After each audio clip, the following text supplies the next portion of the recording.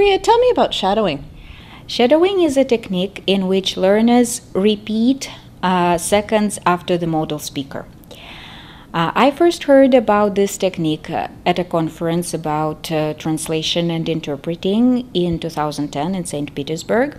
And shadowing was used as the first step to train simultaneous interpreters, where they had to first repeat after the speaker they were going subsequently to interpret.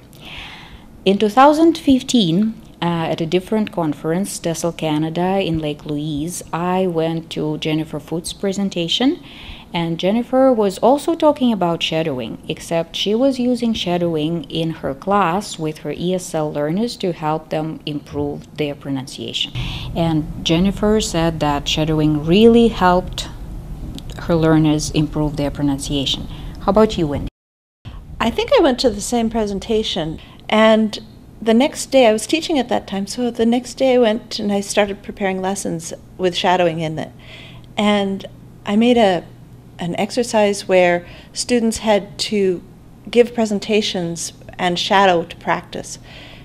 And I had this one student who was completely incomprehensible, and when the other students saw her, they'd kind of turn their brains off and stop listening. They'd smile, but they really had no idea what she was saying. This student worked really hard, and she stood up at the front of the class and started to speak. And I could see the looks on the faces of all the other students, and they were saying, "Wait a minute, we understand what she's saying." And it's because she had worked so hard at shadowing. She got the intonation right, she got the pausing right. Her segmentals were a little off still, but she was comprehensible.